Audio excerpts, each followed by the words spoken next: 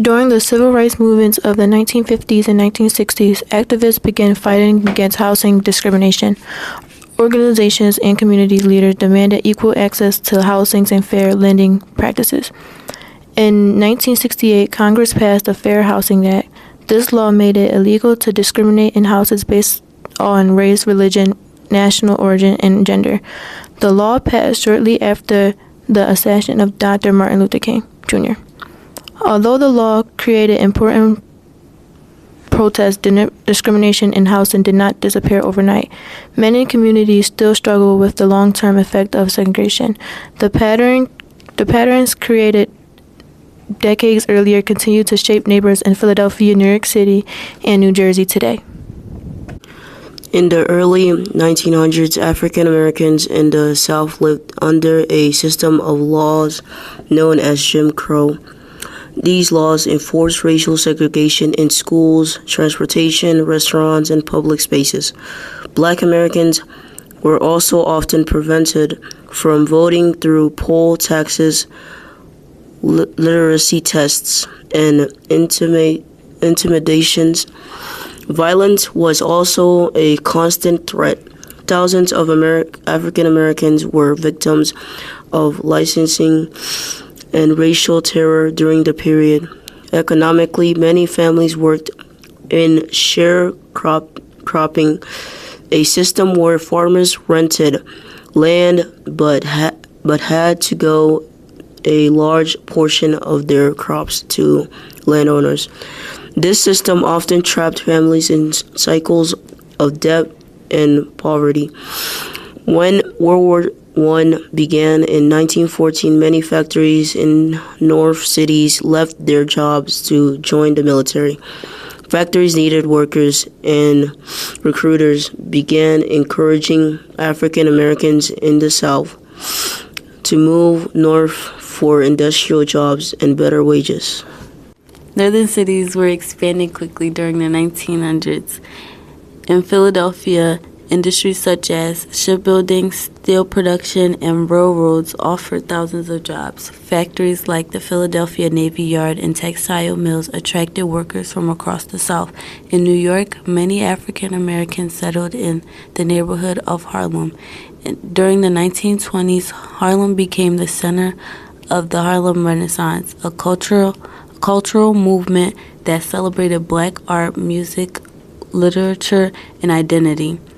Artists, musicians, and writers helped shape American culture during this time. Cities across New Jersey, including Camden, Newark, and Trenton, also became popular destinations. These cities offered jobs in factories, ports, and manufacturing plants. For many families, the Northeast represented higher wages, better schools, and the possibility of a new beginning. However, Northern citizens were not free from racism or discrimination. During the 1930s, the federal government created the Homeowners Loan Corporation to help stabilize the housing market. During the Great Depression, the agency created color-coded maps to rank neighborhoods for mortgage lending. Neighborhoods with Black residents were outlined in red, labeled as hazardous, however you say that. This system became known as rendering because of banks often refused to give mortgage or loans to Black families even if they could afford them. As a result, many African Americans were forced to rent homes in overcrowded neighborhoods. Another form of housing discrimination came through restrictive covenants. These were arguments written into property deeds that prevented homes from being sold to African Americans and other minority groups. These covenants were common in many neighborhoods throughout Philadelphia and New Jersey suburbs.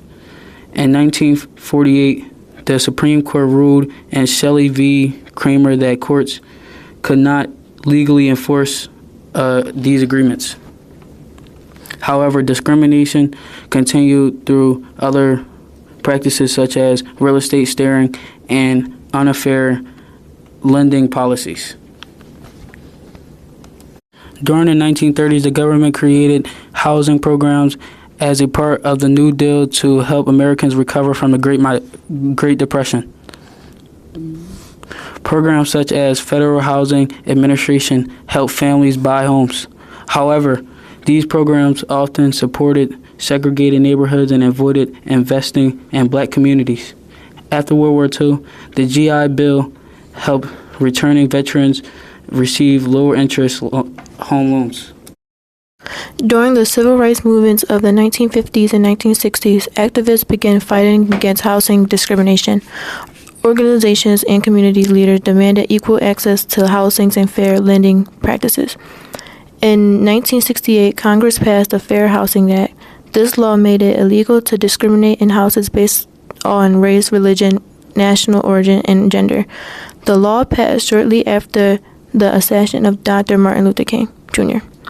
Although the law created important protests, discrimination in housing did not disappear overnight. Many communities still struggle with the long-term effect of segregation. The patterns created decades earlier continue to shape neighborhoods in Philadelphia, New York City, and New Jersey today. The Great Migration reshaped cities across Northeast. African Americans helped build strong communities, businesses, churches, and cultural institutions. Their contribution strengthened cities economically, culturally, and politically. However, housing discrimination created inequalities that lasted for generations.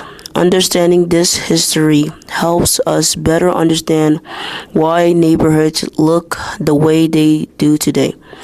It also reminds us of the importance of fair housing and equal opportunity.